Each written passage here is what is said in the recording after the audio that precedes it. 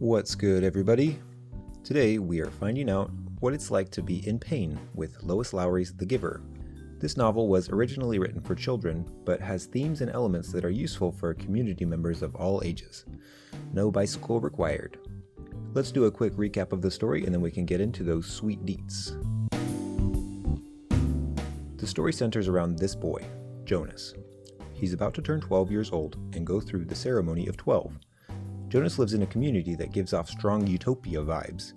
Every family has exactly 2 parents and 2 children, a boy and a girl. Every member of the community is given a designated job when they turn 12 that is best suited to their individual talents. Everyone is given food when they need it, no one ever feels sad or lonely or angry, and everyone has a designated bicycle that they use to get around. All the 12s are a little nervous about where they will be assigned to work during the ceremony, especially Jonas, because he doesn't feel like he's really that great at anything. Jonas is called up to the stage and given a shocking assignment. He will be the new receiver of memories. It's the most honored position in the community, and it's super rare to have a new one. He starts his training with the old receiver, who changes his title to The Giver. It turns out that The Giver holds all of the memories of the entire world inside himself and can give them to Jonas through skin-to-skin contact. At first, The Giver gives Jonas nice memories, sledding down a hill, feeling the warmth of sunshine, things Jonas had never experienced before. But then, The Giver starts to give him painful memories, a sunburn, a broken bone, and later war and suffering and death. To Jonas, who has never experienced any kind of pain other than a skinned knee, this is extremely traumatizing. A short while after his training starts, Jonas's dad brings home a baby who needs extra care. The family takes to him immediately and he is loved by all. As Jonas's training continues, he receives more memories. He realizes that the world he knew was in black and white and starts to perceive colors for the first time. He also experiences actual depth of emotion, joy and rage and wonder and fear. In the memories, there are people who experience deep interpersonal connection, and he begins to long for that in his own life. After being in training for about a year, Jonas makes a shocking discovery. The community has something called release that is reserved for community members that are not fitting in or have broken the rules. Everyone assumes that this means they are released into a different community to live out their lives, but it turns out that release actually means death by lethal injection. Jonas and the Giver decide they need to stop the cycle of giver and receiver and allow the people to have their memories back. They start planning to escape together. But then, suddenly, Jonas learns that the baby living with them is scheduled to be released for not being able to sleep through the night. He scoops up the baby and gets the heck out of there under cover of nighttime. The plan is to make it to one of the elsewhere locations. Traveling outside the community is brutal though. The poor baby and Jonas almost don't make it. Just when it seems that all hope is lost, he finds a sled at the top of a hill, seemingly the same one from the first memory the Giver gave him. Jonas and the baby take the sled down the hill towards the lights and music that are waiting at the bottom. And that's the end. Normally, when people analyze this story, the key themes that are talked about are the importance of memory, the relationship between pain and pleasure, and the importance of the individual. I have no problem with these analytical takeaways, and for the target audience of 12 to 15-year-olds, they are probably quite appropriate. As a young person growing up, it's important to see and hear things about how important remembering the past is and how pain can be useful and why it's important to be yourself. All good things, but I want to focus in on a key element that I don't think gets enough coverage, specifically the problem with pain. Life sucks, am I right? Everyone goes through these moments where it feels like everyone is out to get you and you're living through your own personal hell on earth. When it rains, it pours, country songs all over the place. The world Jonas lives in presents a very interesting conundrum: freedom and pain, or ignorance and bliss. Most people, when reading Jonas's story, are certain that his world of complete control and mindless obedience is the worst option. But is that actually the case?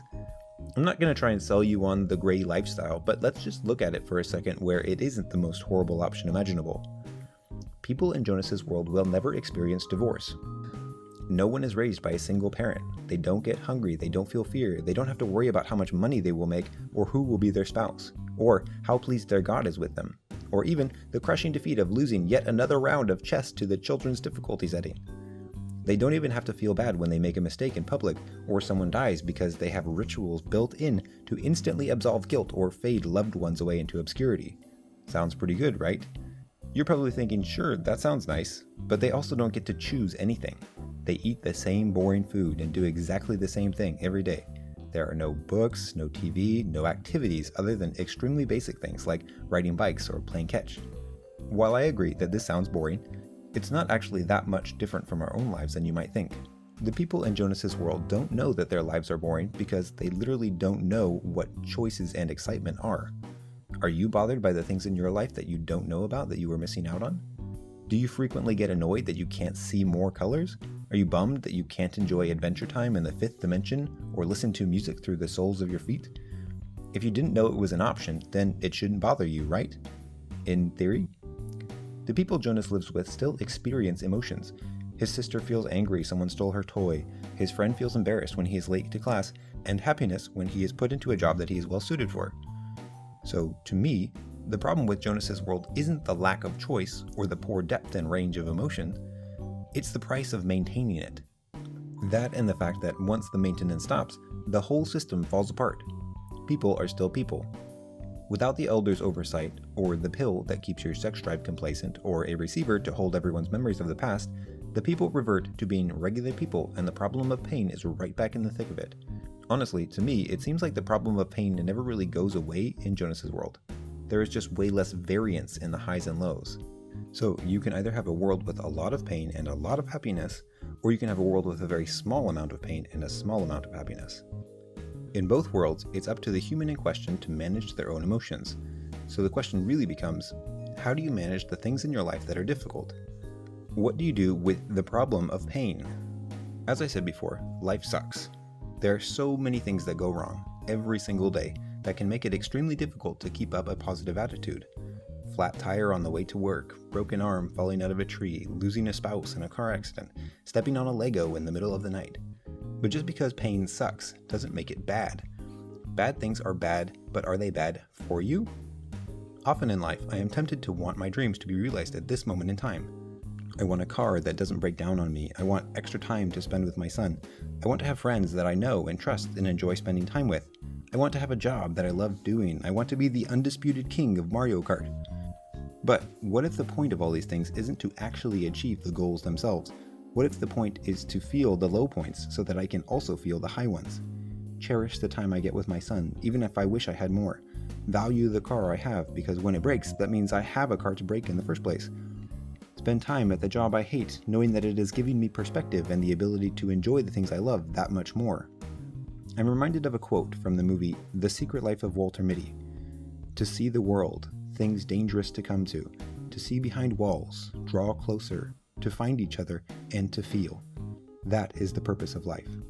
The part of this quote that hits me the hardest is this line, to feel. What if everything that happens to us in life, the good, the bad, and the ugly, and the feelings that come with them, is actually the whole point of life? I try not to be naive. I know that there is a lot of really screwed up stuff that happens in the world every single day, and I am the last person who will say that everything happens for a reason, because I do not believe that. But having the perspective that all of the crappy things that happen in life can be viewed as part of the experience, part of the reason for existing, part of the whole that makes the good things good. I don't know, in my opinion, that makes the crap sandwich just a little more flavorful. Thanks for tuning in this week. Subscribe for more content that provokes thought and opinions, and I'll catch you in the elsewhere.